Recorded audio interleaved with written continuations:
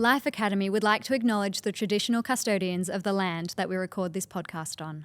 Trigger warning for this episode, we discuss adult themes, body image, diet culture, and it contains some coarse language, so please be aware if you have little ears around. Hello And welcome to Life Academy. I'm your host, Dina Amy Kaplan. And I'm your host, Alicia Bennett. What's up, Alicia Bennett? What's up, babe? I feel like I haven't seen you in about 50 billion years, but it's not been that long. It's been a week. It's been a week. It's been a week. Maybe it's because it's been a week. A week. How are you? I am good. I've been a little bit up and down. I'm not going to lie. I don't want to lie to our listeners and be like, I'm great. Like, I've been a bit up and down. Okay. My back's been giving me a bit of trouble. So, yeah, that's been a bit rocky. It's just like a management thing and it drives me a bit insane. And then I've got to take like medication for it. And then the medication makes me really sad. Got to manage my mood. So it's a bit meh. Yeah. But in exciting news, as you know, tomorrow's my second birthday party. I'm very And we are excited. having a bunny pizza party. And I'm like so pumped because I missed her first birthday. I was in hospital with my back. Yep. For our listeners, I have a condition called EDS. It's super annoying, causes me a lot of pain. Like, threw you out because it was the first time you experienced it last year, right? Yes. So this time last year, I was in a pain I wouldn't wish upon anyone. It was next level. Yeah. And we missed her first birthday and I was I was just in the hospital crying and Alex didn't leave my side. So like the two of us missed her birthday. So this second birthday, It's very exciting. we're so pumped.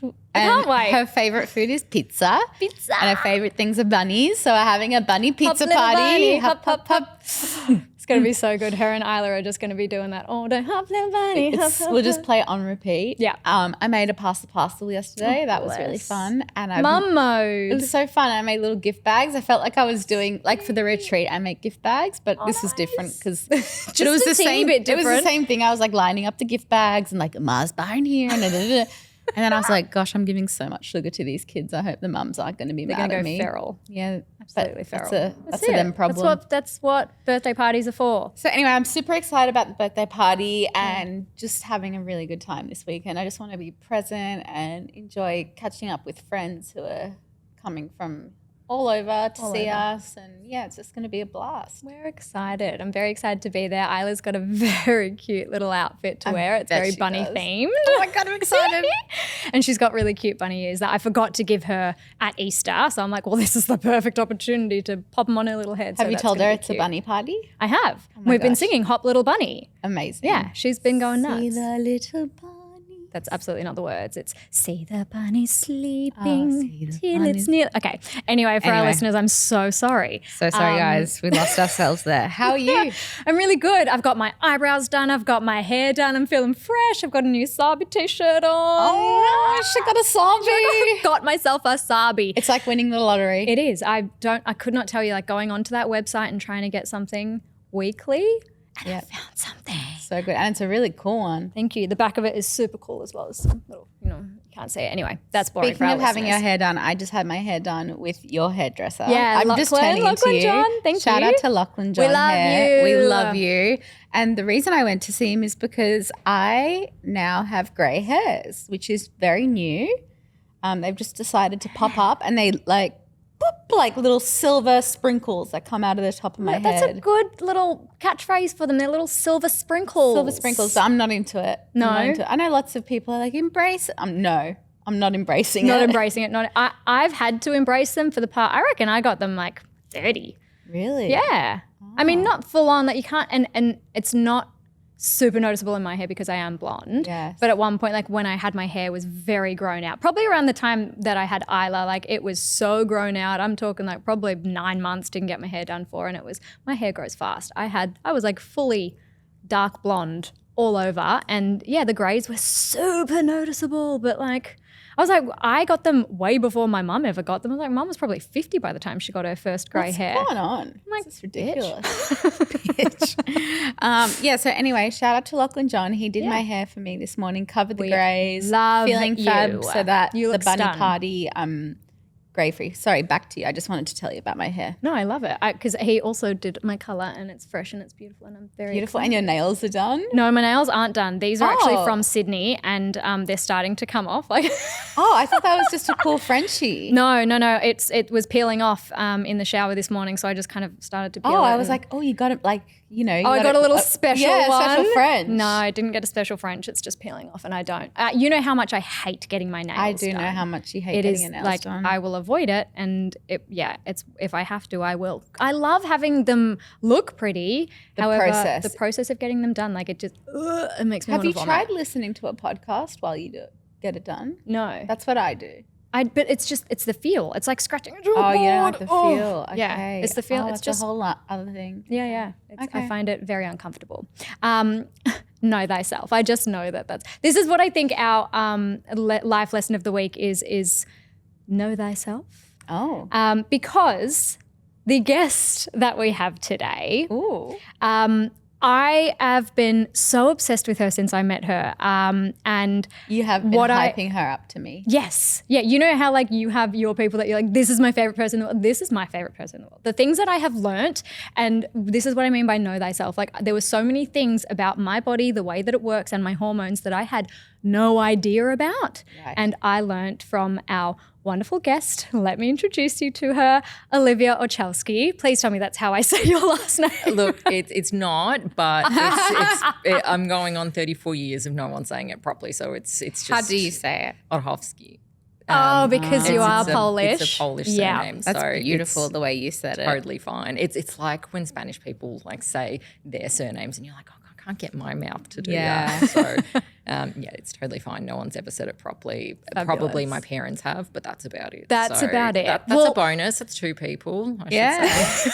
we've got to win. 3 people who say your last name perfectly. Welcome to Life Academy, Olivia. you. I've Good heard to be so much here. about you from Alicia, and I'm just so excited for this conversation. Yes. Yeah, I'm excited to be here. And you are a new mum to your beautiful baby girl. So thank you for taking the time. And it's very, very exciting to talk about all things women's health, women's hormones, and your amazing company, KYRI.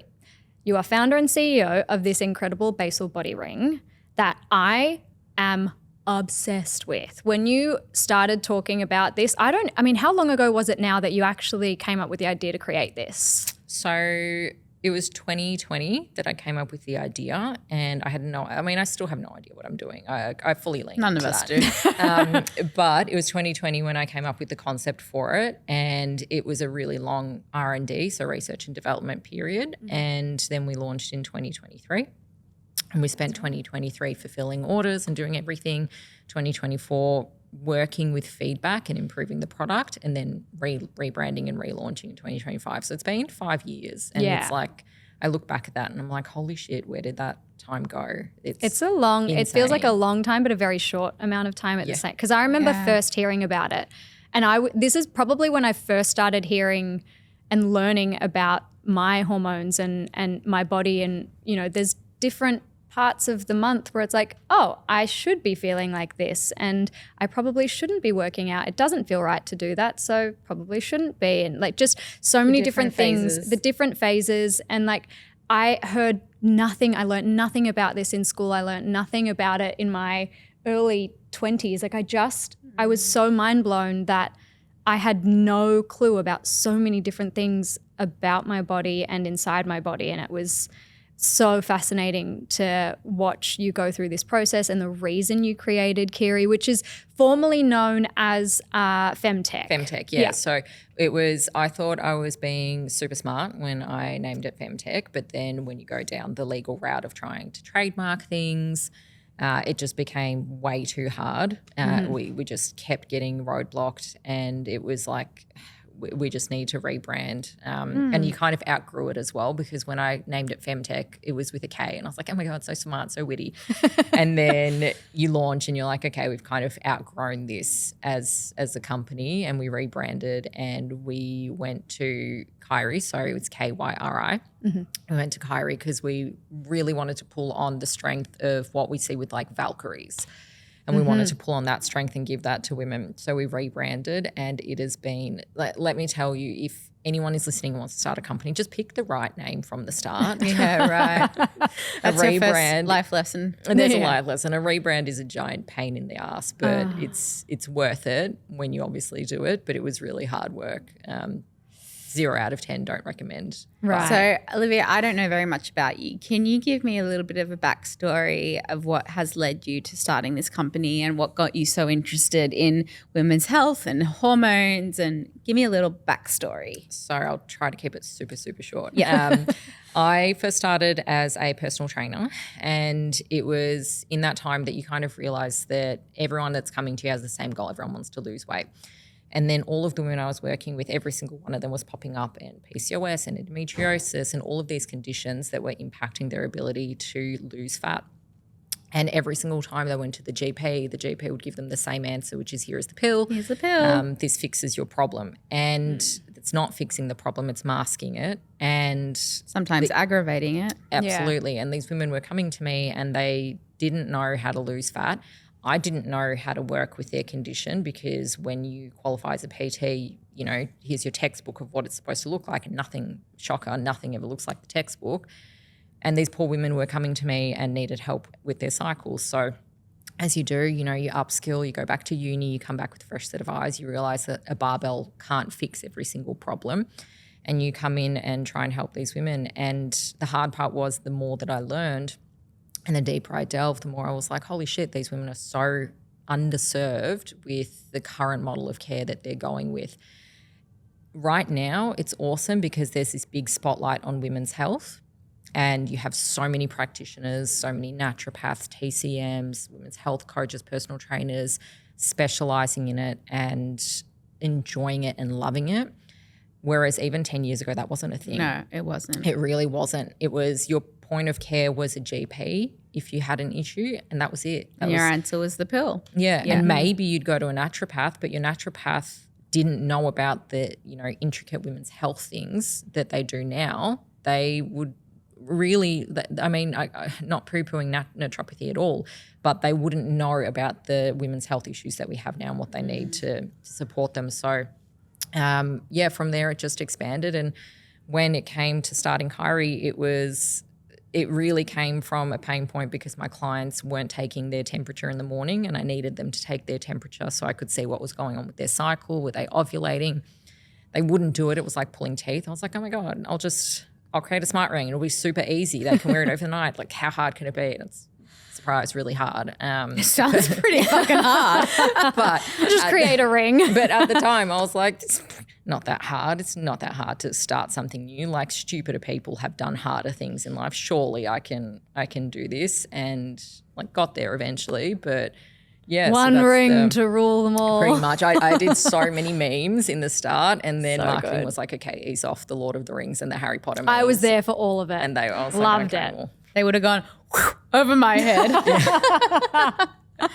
No, Olivia's as much of a nerd as I am when it comes to Lord of the Rings and Harry Potter. Right. So. my baby has little Harry Potter shoes on at the moment. Stop so it. A little Very 3-month-old Oh with my Harry Potter gosh. shoes. I want to see that. Very cute. All right, so that's amazing. And so now, can you tell me what this ring does? So really where it started from was just wanting a really simple device to track basal temperature, which indicates where ovulation can occur. So for anyone who's listening that may not know, once women ovulate, their temperature increases. So it's one of the easiest ways at home to see what is going on with your cycle, where deficiencies may be, and if you're actually ovulating, because one of the hallmarks of PCOS is irregular cycles or anovulatory cycles. So an anovulatory cycle is where you bleed but you didn't ovulate. And so this is a big cause for infertility, because many women just don't realise that they're experiencing this. They think, I have a period, therefore I can get pregnant, because that's what we're taught in school, right? Like, if you think back to sex ed and As soon as the you get your 2000s, period. you can get pregnant. Again, shocker, not that easy. Not that easy.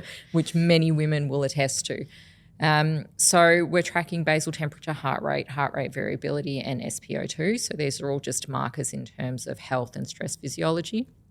And really from here, we hope to expand in terms of what that information means for women's health, because it's really sad that women's health is just disgustingly underrepresented when it comes to research. And when we are included in research, things like our menstrual cycle isn't factored in. So we know that over the course of the cycle, things like our heart rate change, things like our heart rate variability change, yet we don't factor this in to research when we do include women.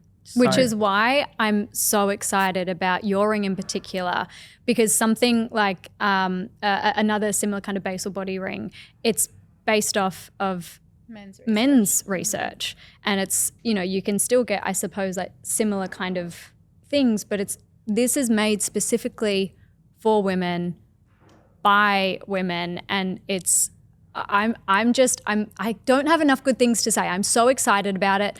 It's so important, and it's something that I think, like, I'm very excited for when Isla starts to grow up and experience puberty. There's so much more information out there, and I can tell her, like, hey, we've got this little ring, and we can tell you lots of different things, and it's going to teach you lots of different things, and you can wear it at nighttime, and that's about it. Like, it's very. I'm not speaking clearly enough or well enough. I don't think. You're obviously so much better at this than I am, but well, look, my brain is mush at the moment because I'm 3 months postpartum. You're So three you're months. doing a 3 much months better job postpartum. than me anyway. The fact that you're so. here is unbelievable to me. 3 months postpartum, I did not leave the house. So I couldn't get out of the house. Hats off to you. You've trekked. Very jealous.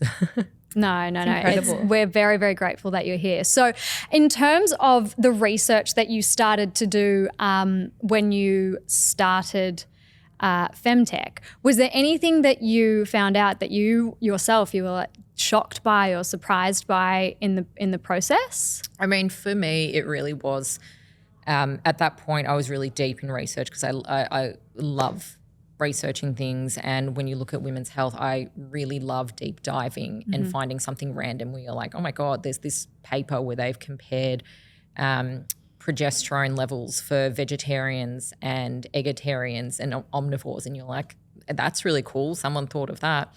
But the thing that really disappointed me was when you were looking at all these big papers and all these really beautiful, rich papers that were filled with amazing research, they weren't factoring women in.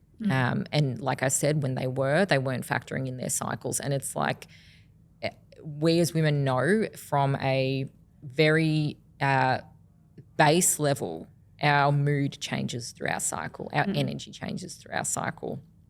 We know that, we experience that every single day.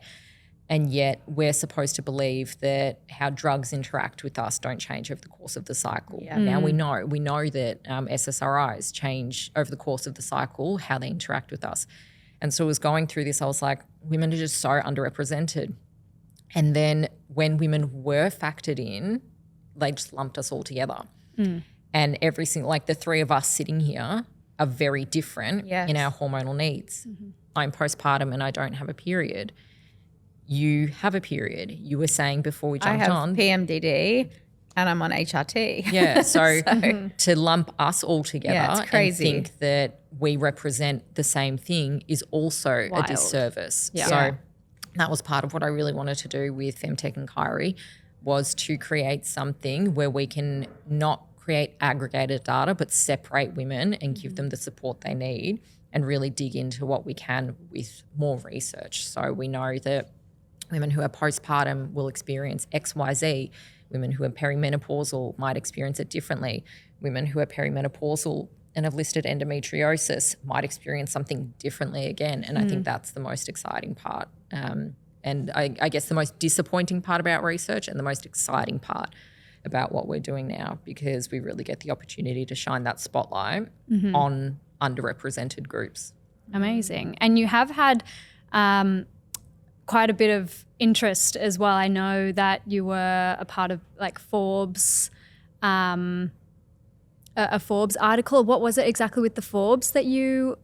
It was I think it was 5 companies or 5 entrepreneurs to look out for. Yeah. And then they had some awesome women in there. And then it was like a group of 3 men on the cover, and everyone was like, why'd you put 3 men on the cover when you had so many awesome women? But that was a really awesome moment as well. So there's been some great press that we've received for the company. There's been some really awesome opportunities, some great accelerators that we were part of, And you've received a fair bit of funding too, correct? Yeah, we have. So we've got an investment, which is amazing. We're doing a reset round now, so we are still raising at the moment, but it's hard work. I'll tell you that much. Trying to raise, not many investors like hardware, which is bizarre because hardware and things is how we exist. Everywhere, it's everywhere, right? Whereas a lot of investors just love software, and you're like, software's great. But like, look at the couch we sit on, look at the cameras recording, the microphone in front of us. It's not software that's doing that. It's hardware. It's a piece of something. So, yeah. Can you tell me a little bit more about why people would use the ring? For what reason? So I imagine if they were trying to track fertility, like when they're fertile, what would be some other reasons? Absolutely. So that is probably the biggest one, that we really want women to understand their fertility. So it's not to misconstrue what the device is, which is it's not non-hormonal birth control. It's and especially with ovulation and temperature, we have to be really careful because a lot of companies market it as a non-hormonal birth control, where it's a figure that we look at retrospectively. So it will tell you ovulated a few days ago, whereas obviously that information a few days ago is useful when you're having unprotected sex, whereas 3 days later, well, there's not much I'm going to be able to do about this now. You just wait it out and see.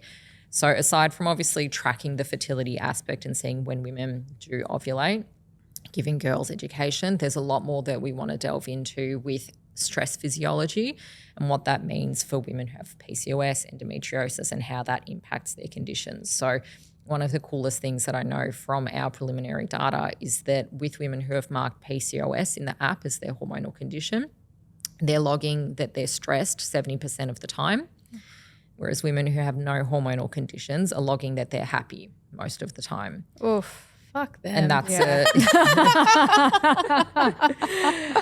I remember seeing it being like, holy shit. And we know that stress and cortisol plays a huge role for women who have PCOS. Yes. When you start to understand the physiology of that, it plays such a big role, and then to see it in black and white that these women are logging, I'm stressed 70% of the time versus women who don't have hormonal conditions, it's a hard one. It really is a hard one to see. So hoping to really expand upon that. Has your research looked much into PMDD as well? So my own personal interest in PMDD, yes, but in terms of research into what the device is collecting in PMDD, not at this point. That absolutely is something that I do hope we can add in the future. But it's hard because there's so many conditions and things that impact women that it's like you got to pick and choose. You got to pick and choose. You got to pick your battles initially. And when we know that PCOS impacts, 1 in 5 women, endo is 1 in 8. We kind of go, okay, let's focus on this for the time being, focus on the women who also don't have menstrual cycles, and then we can grow from there. Amazing. Yeah, so much information out there that there's no research being put into at all. It's kind of hard to, I suppose, be the one who's like leading the pack there. So it's really, I genuinely just want to say thank you. Like it feels so nice to have someone who's doing the work, putting the work in. And this is why I love it so much and the ring so much. It's because there's so much that we do not know. Doing it for the women. Doing it for the gals. Yeah. For the and gals.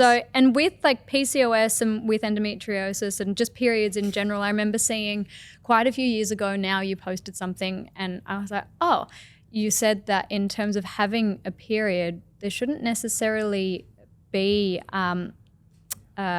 PMS in terms of getting angry and having all of this pain, having your period, and that's not normal. But for majority of women that I know, like we're getting pain when we have our periods, and in the lead up, like we're pissed off, and it's and I didn't know that wasn't actually normal.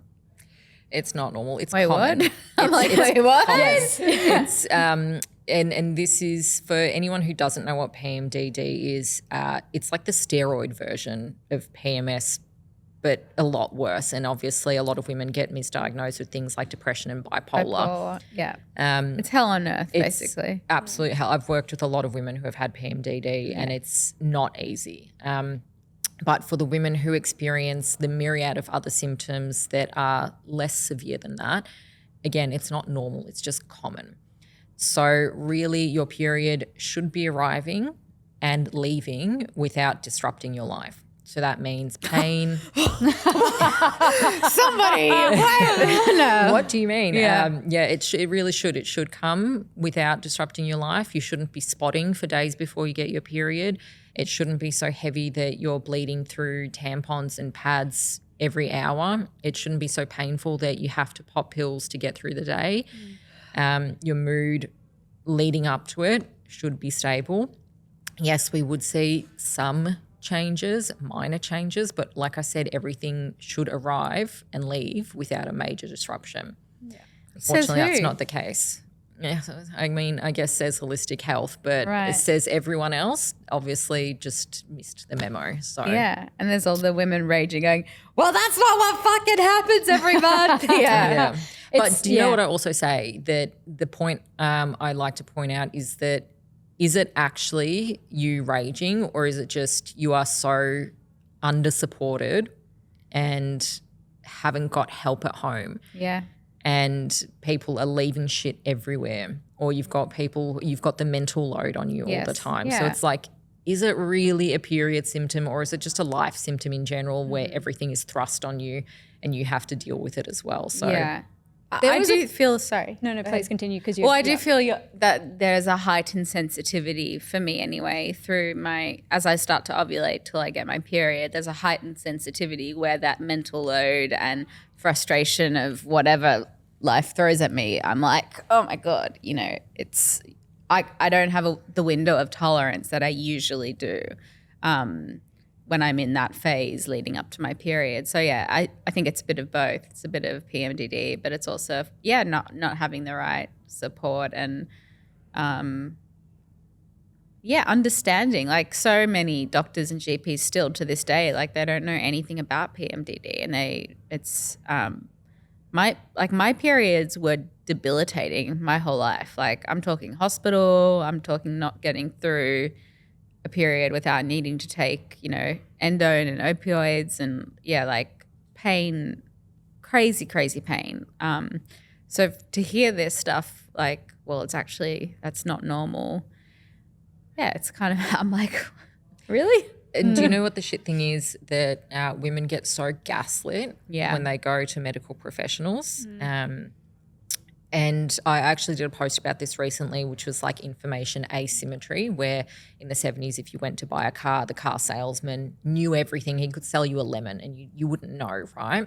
Whereas now you just go into Google, you go into ChatGPT, you can answer your own questions and kind of go in with it being balanced.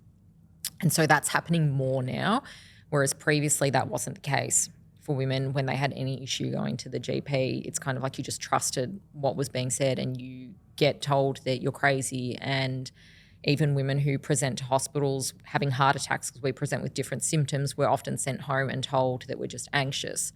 So it's not a surprise that you've gotten to this stage in your life where it's like people have told you that it's, completely normal. You're just bipolar. It's, I was misdiagnosed a lot. I finally found she's a professor, Professor Kulkarni, who I'm really excited we're actually getting her on the podcast as well. But she's like she's like a one-woman show, a bit like you, like doing all this incredible research and helping women with endo and PMDD and PCOS. And I remember she said to me in one of our first appointments where I finally felt really understood, she was like, I can't get my colleagues very interested in this research.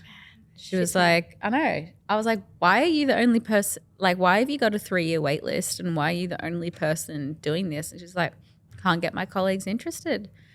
And I'm like, It's insane. Yeah, we are it's really 50% insane. of the population and there's so much that we don't know and no one's interested. Like it's so interesting as well. Like I find it so interesting. I think another thing that I remember learning from you and something that you were posting was learning exactly what the pill is and what it does. And I was kind of like, oh, okay, that makes sense. So it's a synthetic hormone. And as a teenager, I started taking it. And of course, my hormones aren't going to be able to mature properly if I'm replacing them with synthetic hormones. So like, okay, maybe when I come off it, my body is going to do crazy things. Like, it was just understanding what the pill actually is. Like, when I was at the doctor and I was 17 years old, it was just like, oh, here's the pill. There's no information about it. The only information I think I got that was like a little bit negative was like, oh, you could maybe get blood clots or a stroke or something like that. A little bit negative. Yeah, just like, well, you know. But that's kind of all. But I nothing was ever explained to me about what it actually is and how it actually works, and like, how are we being given this medication as teenagers that's going to affect the way that our hormones actually mature, and it's just like normal. It's wild. My experience of the pill was horrific, which is quite common for women with PMDD. I took it and I went crazy. Like, Wow. yeah, like I was going to kill myself. I was crazy. How long were you on it for? A few weeks. Yeah, okay. I went absolutely insane. Wow. Like, yeah, my moods just plummeted, and I was like, I'm never touching that again. Wow. Yeah, and I've now learnt through Professor Kulkarni that women with PMDD usually have a shocking response to the pill. Like, it aggravates all their symptoms. But can you tell us a little bit more about the pill and what Alicia was just saying? Like, Yeah, so the pill gets sold to women as something to regulate a cycle. I think the most important thing, particularly for any listeners who don't know any of this stuff to understand, is that what the pill does at its most layman description is it stops your cycle, because a cycle is when you ovulate. So we already said at the very start, having anovulatory cycles is a problem. That's essentially what the pill is doing. It's giving you a cycle, but you're not ovulating, and you're having a breakthrough bleed when you take the sugar pill. Mm-hmm. So when you ovulate, your brain communicates with your ovaries. It does this beautiful little dance of saying, do this, stop this, start this, great, you've done this job, we're good until the next cycle. Mm-hmm. And that doesn't happen when you're on the pill. So the pill suppresses all of that. That's why you don't get pregnant. Some women do, of course, whether they're not taking it right, whether it's not the right dose for them. But at its core, it stops your cycle. And we get sold this lie of it is regulating your cycle. Because when you're a teenager, your estrogen receptors take time to figure out what they're doing. Your brain takes time to figure out what it's doing.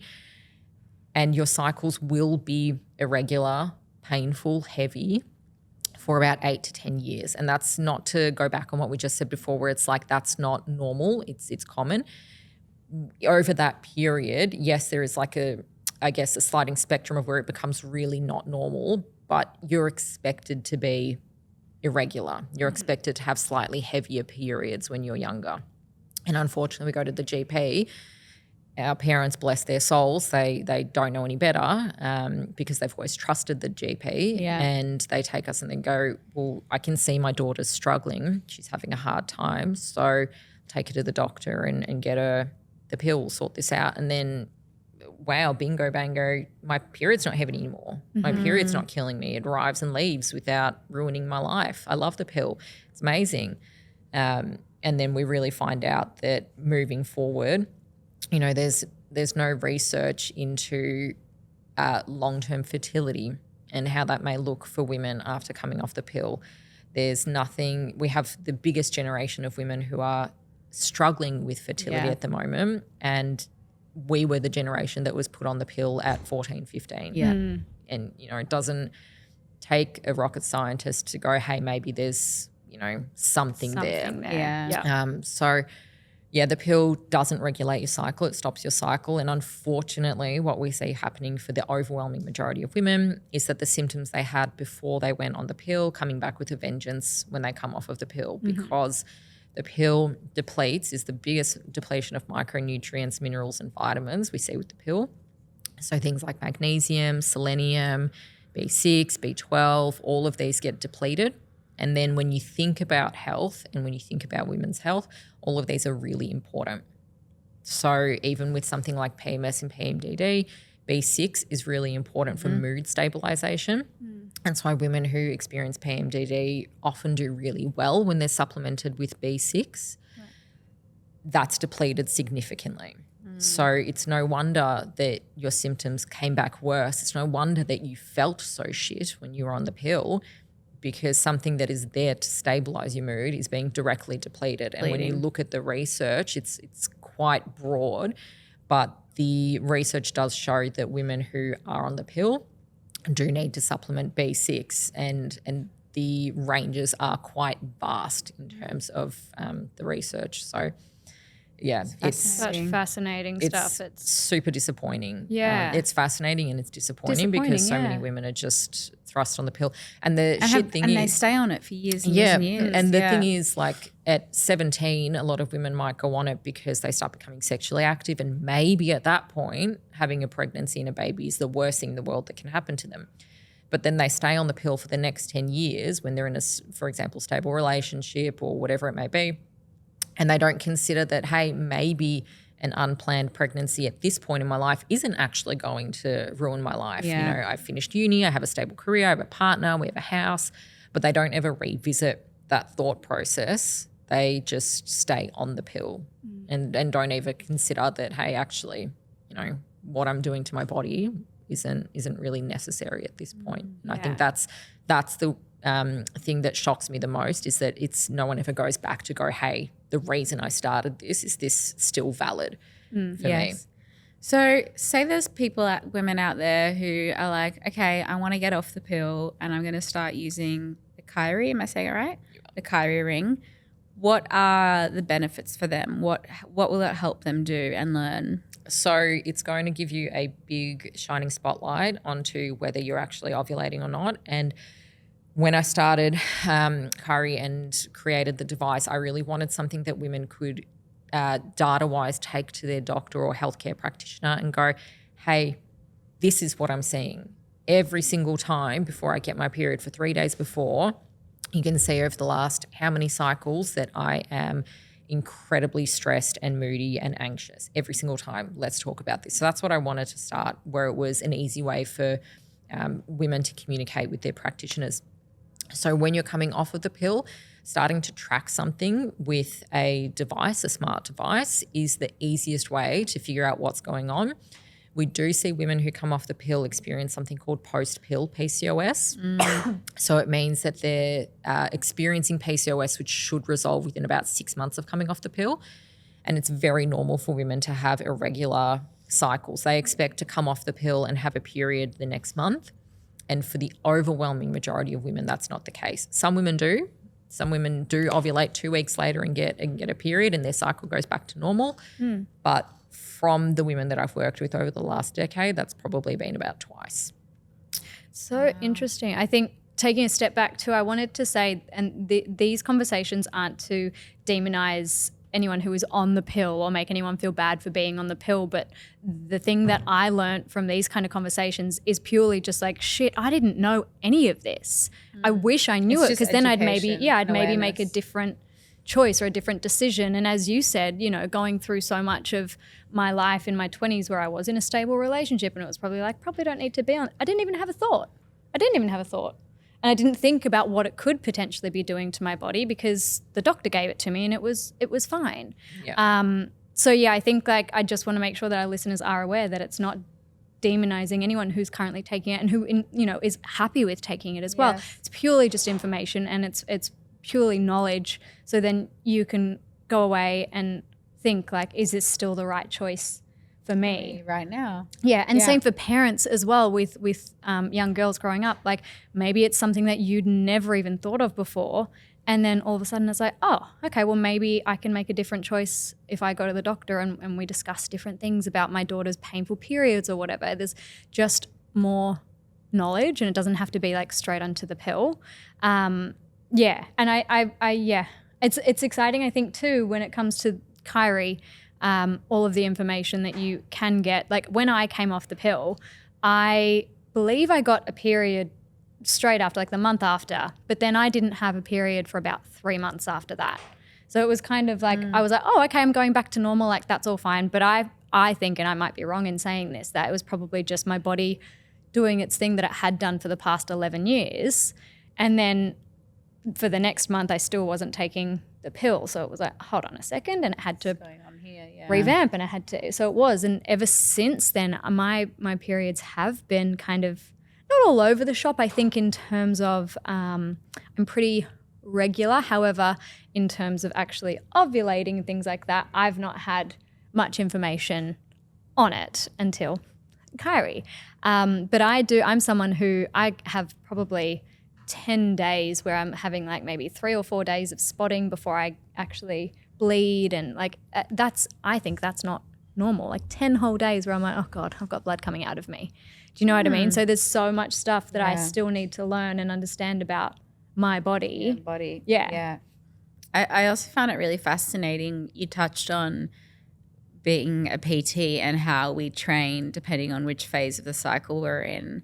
I'm really interested in that because that's something I did learn a few years ago, because I used to just smash the gym and then I would get really injured. Can you remind me, it's the luteal and what's the other phase? Follicular. So which one's the second one? Luteal. The luteal. So I used to get really injured in the luteal phase because I would smash my body, like train and dance hardcore, and that's when all my injuries would happen and all my mental breakdowns and everything else. So I'm really interested to hear more about that, like how we can be training with our hormones. So I think the cycle syncing side of things has started to become really popular recently, and I love it. I love it so much because women are really starting to listen to themselves, and I think it's whether you want to get into the debate and the nuance of like, is there validity to this, or can you just train the same way and, you know, reduce some intensity? Do you necessarily need to change movements and whole training programs? Whether that debate wants to happen.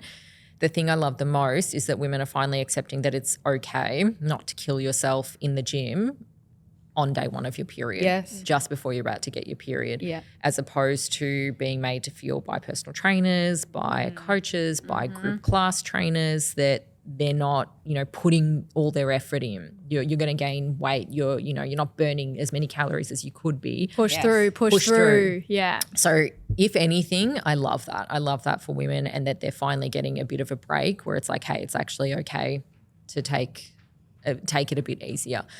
When we're looking at the hormonal changes through the menstrual cycle, I think there are 3 key things that I really like to stress about training through your cycle.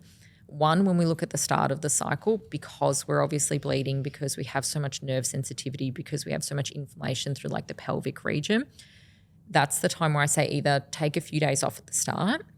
You'll be fine. You're not going to balloon out to, you know, double your body weight. You'll be fine. Just take a few days off. Rest, come in easy, and then build up, kind of like if you were climbing Everest, like build up to it, where when you're about to ovulate, your testosterone is going to be higher. You're going to feel so strong and so good. Make the most of it. And you know what the thing is? This is also bullshit, because men feel that good all the time. Fucking bullshit. Fucking bullshit. And we feel that way for like a week, where we're like, oh my God, this is amazing. And It's ridiculous. Women have at our highest, we have 1/10 of the testosterone that a male has at his lowest. Oh, what? So we're walking around like pinging off walls, being like, oh my God, I'm so strong. This feels amazing. And that's like a man on his worst day. day. On a Thursday. And Just on a Thursday. So that period is amazing, because we have these beautiful hormonal changes that happen where we actually can push ourselves in the gym, where we can train hard, where we can feel really good, because we do feel good when we have a great session in the gym and we walk out and feel strong, we feel healthy. We're like, holy shit, I set a new PB. It feels amazing, right? Yeah. So capitalize on it. I do that. I really like, there's like a week of the month where I like get my whole month's work done in that week, because I know what's coming for me. Like, this has always been how I've had to sort of play it out with PMDD, because I know I've got like 1 to 2 good weeks, and then like the shit hits the fan. So when I'm in that phase, I like pump it out, and it's always so funny, because the people I'm working with are like, you're a machine, you're a and I think, God, if I was a man, I would have taken over the world by now. I fucking reckon Dina Kaplan, like, the way that you work, like sometimes you get like, and there's so many things that you get done as well. Like there's 10 messages on WhatsApp and then 10 messages on also the Instagram and then ADHD. all of the emails, and then you've gone and you're working out and you're cooking dinner and you're taking care of Maya and you're being the best partner ever. And then collapse. And then nothing. And then complete Well, look, collapse. you've been doing a Dina version of cycle syncing. Yeah. So congratulations. You Thank did that you. before everyone else hopped onto the trend.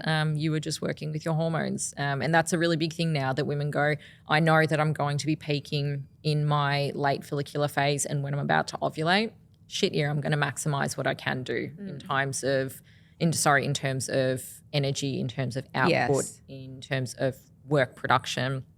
Why wouldn't I smash myself during that period? Because I can handle it. I can, yeah. And then it gets to, your early luteal and late luteal phase, and you're like, you know what? This brain's just not clicking along right now. Yes. I want to lie down in like my little And what cocoon. happens to our bodies as well? So Dina obviously said she got quite injured in that luteal phase. What's happening hormone-wise and to our joints and bodies at that stage? Because I remember seeing a post of yours once talking about like knees and things getting more injured during those phases. Yeah. So knees tend to get more injured in the follicular phase because estradiol, so estrogen, that's the umbrella term for our estrogens. Estradiol is the one, like when you go to the doctor and they check your estrogen, that's 99% of the time they'll check. So The one. The one. That's the one that plays a really important role on ligament laxity. So you'll find that when you're in your late follicular phase and edging up to your ovulatory phase, you may be at a greater risk of knee injuries. That doesn't mean that every woman will have a knee injury. That doesn't mean that it's always the case. But it may mean that if you've previously had knee injuries, or if you're in something that is high impact, whether that's AFL or dancing, you might want to just be more careful around certain movements, particularly if you've got history. And as we tend to get towards the end of our cycle, that's where we see, again, more injuries happen around that, 3 to 4 days before we get our period, and then when we have our period, because our hormones are just so low. So yeah, there's absolutely a lot that goes on with the cycle and a big role that it plays. And again, I'm loving that it's coming out now, that women are more aware of it, that you have AFL players who are talking about the fact that they got injured at XYZ point of their cycle consistently. And Yes. you have the AFL and certain clubs really focusing on it. And I think that Finally. I reckon. Oh, well, you know what? If I was an AFL coach or a soccer coach or anything, I would build my team around their cycle, and I'd collect every World Cup along the way. So if anyone is listening and a coach, if you want to win some flags, Here just to take help. my Work take with my the strategy. cycles.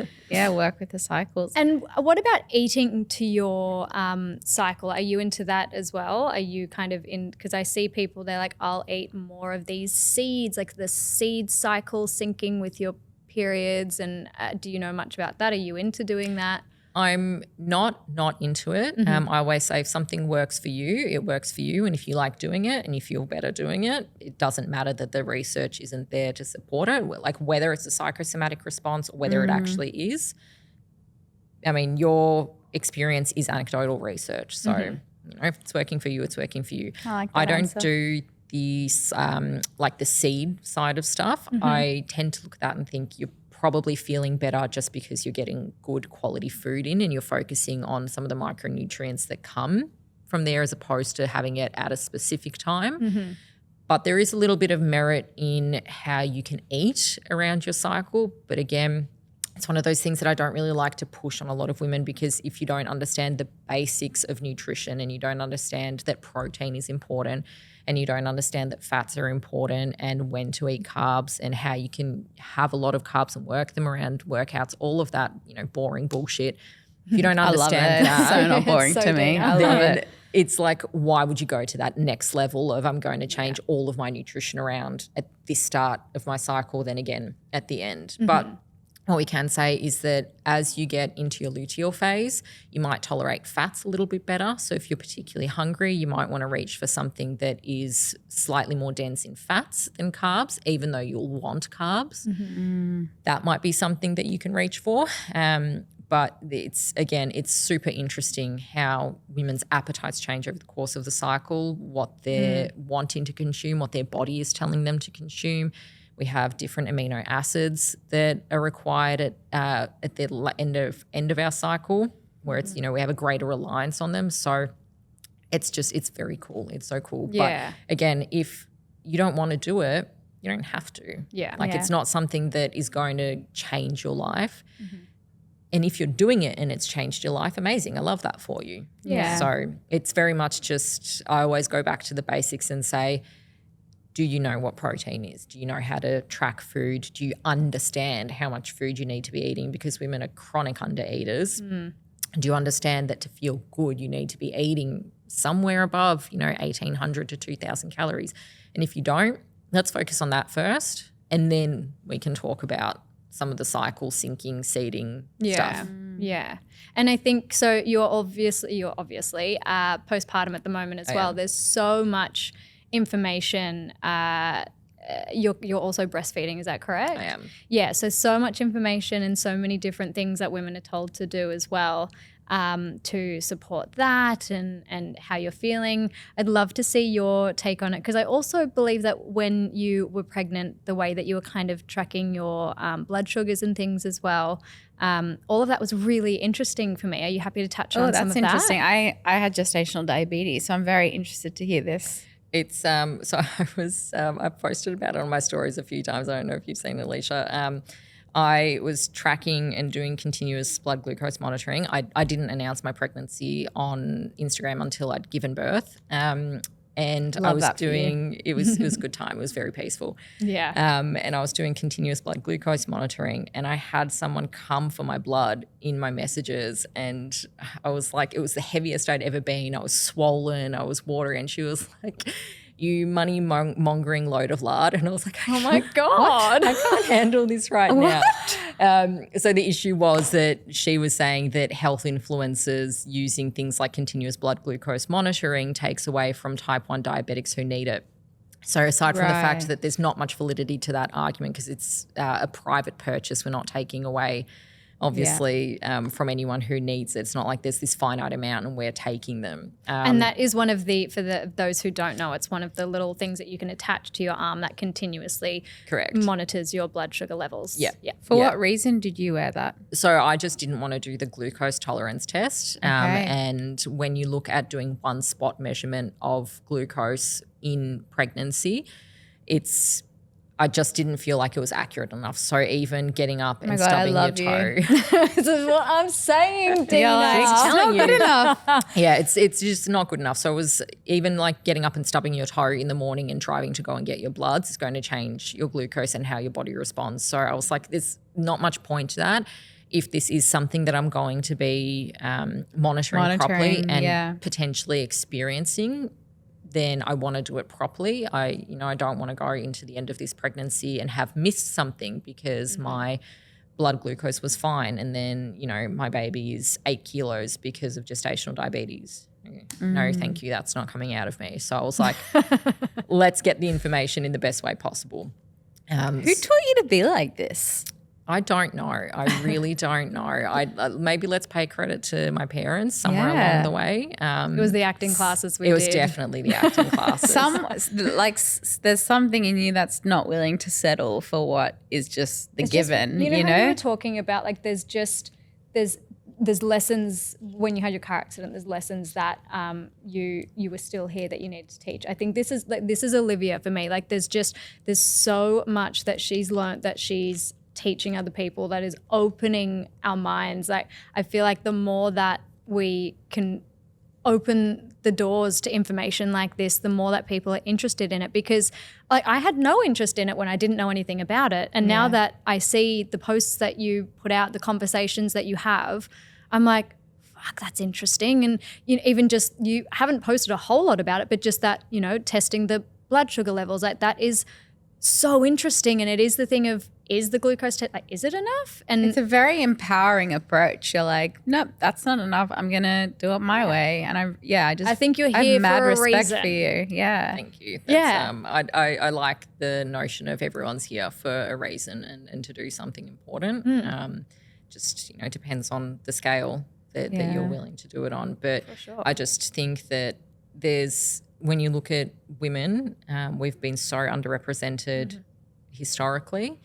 And then when you look at me, it's like, why would I accept reason A, B, C when I know that there's something better out there? Have you watched The Handmaid's Tale? I have. And do you know what? It hits different once you've had a kid. Doesn't it? But you've got very June vibes, as in like you That's the would best thing anyone has ever said to me. like you would be like the fucking feminist, like being like, we are not accepting this shit and like just changing the whole hierarchy. Honest to God, the best compliment anyone's ever Yeah, given you me. totally have She June has like a vibes. very powerful to her camera, look is- to look. It's very iconic. But you have that. You have this like, I'm not going to settle for the patriarchy bullshit that is being served to us. And I want more research and I want more understanding and I'm going to take things into my own hands. And like, it's such an empowering approach. Yeah. Now my partner is a scientist and he had some tech questions about KYRI. Can I ask you them? We can edit them out if you don't want to answer them. So he said he was really interested in the product because he was like, wow, this is really cool. He said, not all women show strong base body temperature changes with their cycles. Some are just mild shifts. So does the ring work for all women or just some? That is a great question. You know what? Props to your partner because that is a fantastic question. I don't think anyone has ever asked me that. He's literally the smartest person in the world. He works for NASA. Well, shit, that explains it. You know what we need? We need him every time there's like a Q&A Oh my God. on Instagram. He can just drop in questions because that's fantastic. To his credit, really well done. Yes, some women experience smaller temperature shifts than other women who have much more visible and stronger shifts. That is a big sign of fertility and health when we have a much stronger shift. Generally speaking, when we're talking about basal temperature, a healthy basal temperature before ovulation is anywhere from 36.23 to 36.6-ish. And then after ovulation, anywhere from 36.6 to 36.9, anywhere in there really is something that we say is healthy. Yes, there are women who are going to have smaller temperature shifts that might not be as visible, but if we're ovulating and with our algorithms, we would be able to catch that, but it wouldn't be as obvious when you're looking at it visually. The more women that use it, the more data we get, the better those algorithms can become. I don't know if it would work for absolutely every single woman on the face of the earth. I don't know if there's ever a way for me to really answer that and morally feel good about that answer as well. Whereas I know someone else that has a really good sales background will be like, Everyone. Yeah. I respect that. But yeah, absolutely. There are women who are going to have smaller shifts. And do you know what? If we're seeing a smaller shift, that's just a sign that there's something functionally that you need a little bit more support with. So as an example, women who have thyroid conditions, their temperature is always going to be lower. One of my clients has historically had oral temperatures less than 36 degrees. And after she ovulates, they're at the very low end of 36 degrees where I would expect women to be, normally. So I look at that and I go, okay, there's work to do here, but we're still seeing that shift because it's relative to what it was before that. Yeah, cool. Okay.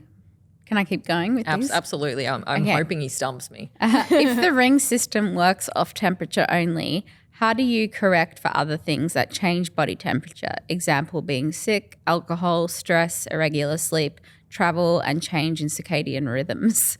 Bless him. That is fantastic. You know what? I feel like I have a little crush on him too now. That's just wonderful. We all do. Everyone does. That comes from user input. So that's a really important thing because yes, those all play really important roles because we take so many measurements over the night. And our algorithms, our data scientist who works it out, that's way too much above my pay grade. They work out what that means. But obviously when we drink, when we have a really shitty night's sleep, when we travel, when we're sick, they can input that data. Yeah. So whether that is removing that temperature from our algorithms as a disturbed temperature, and or whether that's something that we completely build upon in the future. Again, like I said, the more women who use it, the more inputs we get, because we can't ever say that just because one woman had her temperature increase after she drank, that's the same rule for all women. But absolutely, that's a big thing, and that's why we have the user input side of things. So you can And that's through an app, correct? Yeah, it's through an app. So the ring syncs to an app, and it's important to be inputting everything. And I think this is the thing that I really want to get across to women, is that there is no piece of tech that can track your cycle without you also paying attention to what you're experiencing. Because yes, the tech can see that your temperature is shifted, but did you actually just, go out drinking all weekend and that's why your temperature is shifted? And that's where it can be really dangerous too, because if you're not paying attention to that, you're not logging that, then you're thinking, great, I've ovulated, I'm safe, I'm fine, when in reality you haven't. And that's where things like unplanned pregnancies occur. Gotcha. Yeah. Okay, next question. Does it train or optimize the model on an individual's rhythms and datas, or is it a one-size-fits-all model? Example, does wearing it consistently night after night give better performance? Yes. Even as I was listening to that, I was like, I don't know how I'm going to answer that. Jesus, we can edit that one out.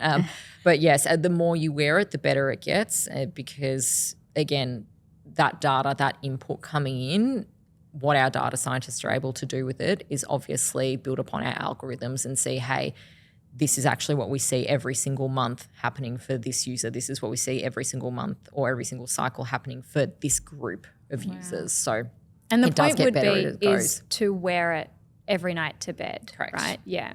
Correct.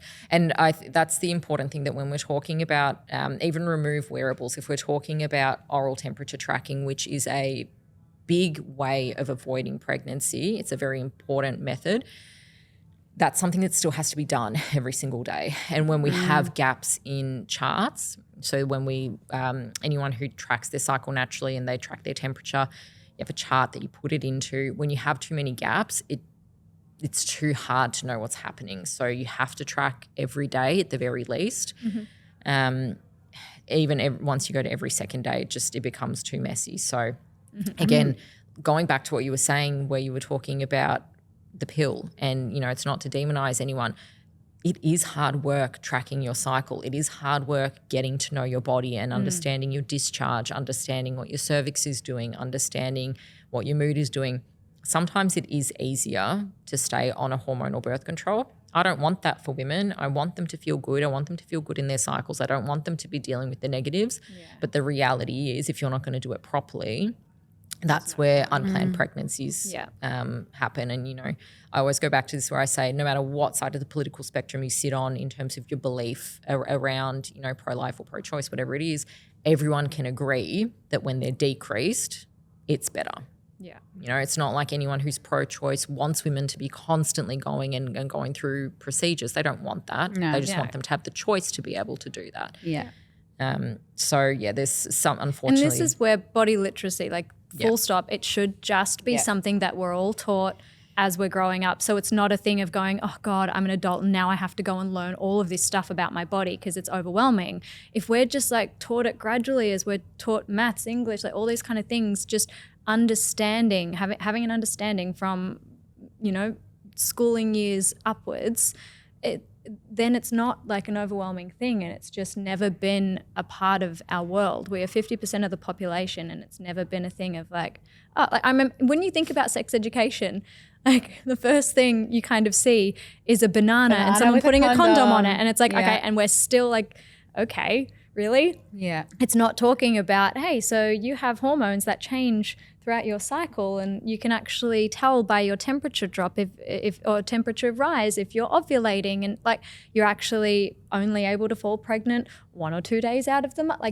I learned none of that until I was a full-blown adult. Yeah, until you had to. Yeah. Yeah. It's so crazy. And I think, if we have things like KYRI and you, Olivia, from this point forward, and we're teaching our daughters from kind of day dot, it's not as overwhelming to think. It's not as hard work as it may seem to be able to just learn it as you grow up. and understand our bodies. There's age appropriate conversations to have with girls at every stage of their life. Yeah. You know, Alicia, you and I were talking. Bless You're all good, bless you. You and I were talking about, Alicia, prior to this. We were talking about correct terminology for your anatomy. Yes. That's something that a lot of women don't realise as they go through life. Women go through life and they don't actually know the correct terminology for their vulva. They call it their vagina. They say, I'm getting my vagina waxed. You're not getting your vagina waxed at all. But that's just what they say. Yeah. And that's so important to teach our daughters is the correct terminology for their anatomy, the same way that we teach fingers and thumbs and shoulders, Couldn't agree right? more. Yeah.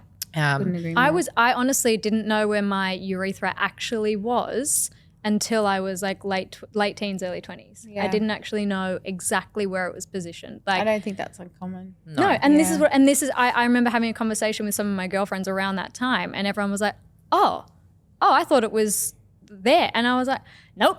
Like, what in the what? It was just it's so crazy that I was that old and didn't know that. Do you know what I mean? It feels like, you know, Well, maybe so many women think that their urethra is in their vagina. So right. it's pretty common. I super thought it was common. like in my clitoris area. That's where I thought it was. I was like, that's where the pee comes out of. Like, just no clue. It's, you know what, you and every other man. Yeah. Olivia, I have a question for you. So I'm on HRT for treatment for PMDD. So that's hormone replacement therapy. Do you know, so for me, I, God willing, would love to have another baby. So I'm going to go off HRT soon, which means all my PMDD symptoms are going to come back. But I would love to start tracking my ovulation as I come off the HRT. Have you worked with women who have HRT in the picture? Yeah, so I've worked with a lot of women who have HRT in the picture, who have no cycles in the picture, who have a boatload of issues. It's hard work. I always say it's really unfair that there are some women out there who can do everything wrong and see no repercussions in their cycle.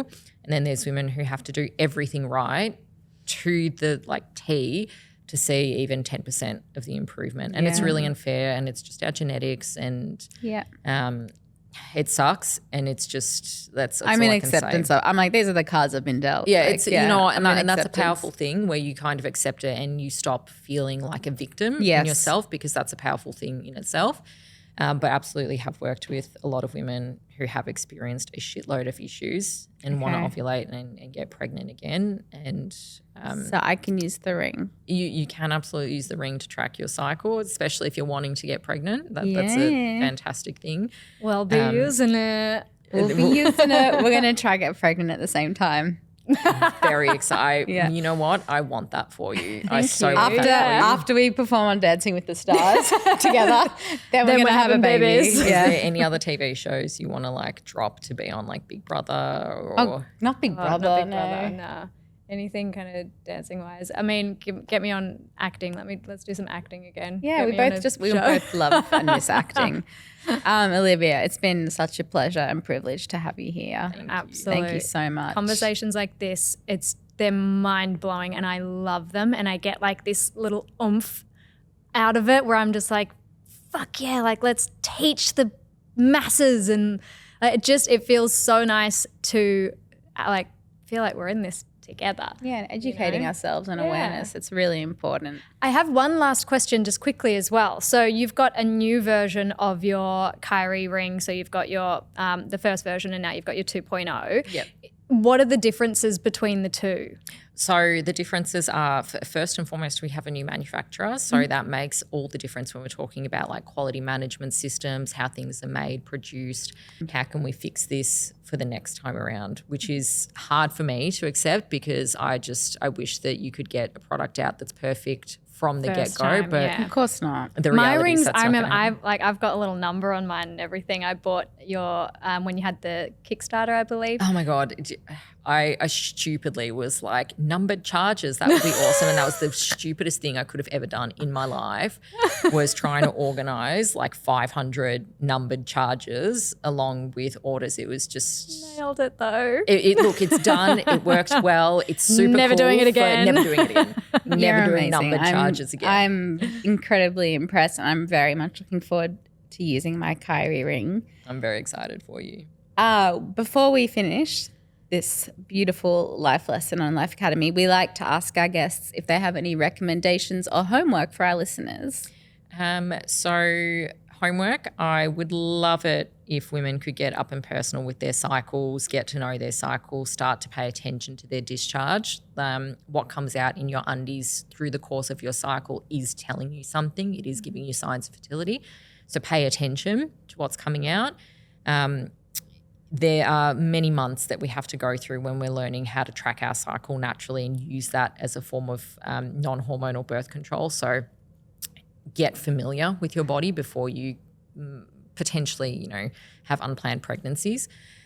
And then in terms of anything else homework-wise, I would love to say get up in personal and start to feel your organs and your cervix, because you actually can feel that, and women don't realise that they can feel their cervix. But I'll rewind it. I'll give you a gentle entry and just say pay attention to what comes out in your undies over the course of a cycle, because it will give you a lot of information about your health, about your fertility. You were saying you experience spotting before you get your period, again, not normal. Pay attention to that, write it down. What's happening when that's happening. Know thyself.